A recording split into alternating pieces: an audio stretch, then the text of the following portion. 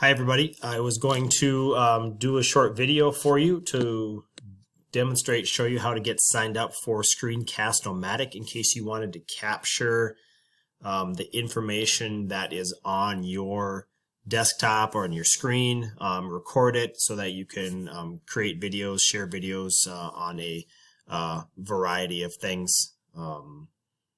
Whether it be Zoom or whatever it is. Okay, so here is the Screencast-o-matic homepage. Okay, if you just go here, I am currently logged in right now as myself. It's a free account that I have with my Sitting Bull email. All you have to do is go to this this button here, record for free.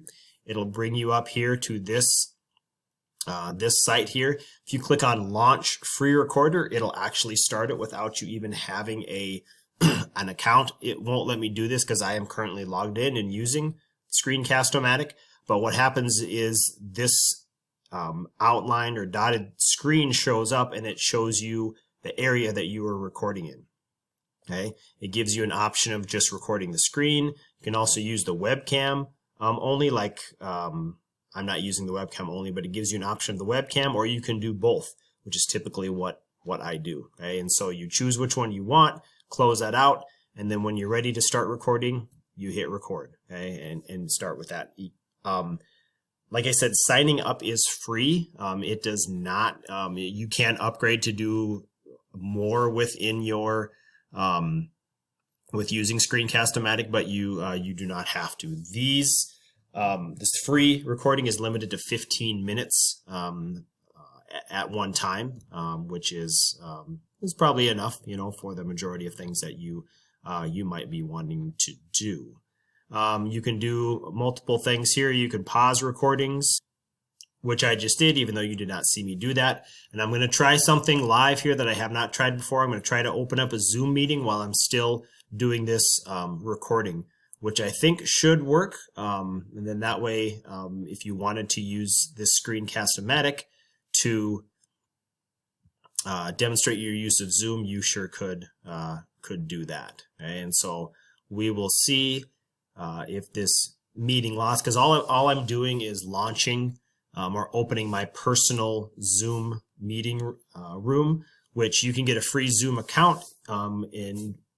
Things are a little bit limited with that Zoom account where you only have 40 minutes at a time that you can use Zoom. You can only have like 3 or 4 people on there at once.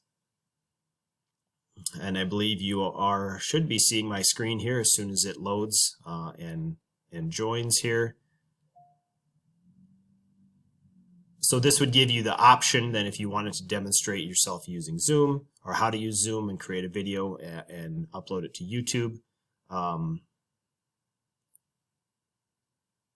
so so it's not allowing me to start the video camera. Okay, so because I'm using the video camera on the Screencast-o-matic, but that is okay if you want to demonstrate and share something in terms of Zoom, right? So I can show and demonstrate maybe how to share my screen. That comes up. You're seeing the screen hopefully down here. As you're coming down here, you may not see these things often when you are part of a Zoom meeting or Zoom session that you're a student or you're a participant in, you're not the organizer. But here is a variety of these things that I've talked about before in our coursework or in our conversations. Okay, so if I want to stop sharing the screen, I just hit stop share. We're back here. Here's where I can create breakout rooms, record or not record the Zoom session, create polls, pop these polls up so that others can see. Okay. How comfortable are you using Zoom? Blah, blah, you know, hit launch polling for any of those students that are on to see. I have no attendees in here, so none of them are going to vote. I can end polling. I can see that nobody answered. I can share it. I can relaunch it, etc., etc. Okay, which is some of the things that you will see in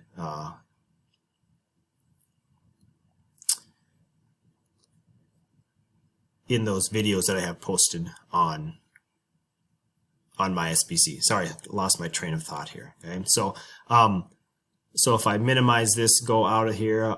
So you can also see as I come in here, I'm going to go back again. Okay, and so here when I go into my settings is where I can change a lot of the components of what happens when my personal meeting room comes up, when my scheduled meetings come up, so on and so forth. Okay, so there's a lot of different options in here that you can go into. When you go to meetings and you schedule a meeting, you can do a variety of things. Here I have a meeting tomorrow with some students that are part of a grant that we previously had. So I can go down in here. I can create some polls to add rather than creating them and adding them at the same time. And so it takes a little bit for this to pop up. And maybe it takes too much to pop up. I'm going to end this meeting here. Oh, here we go. Okay.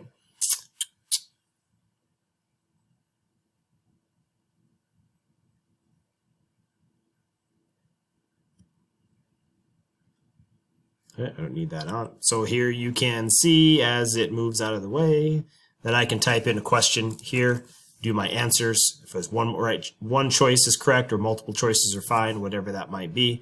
I can add in as many questions as I want. If I know I'm going to ask questions ahead of time, it makes it much easier and quicker to do that. Okay.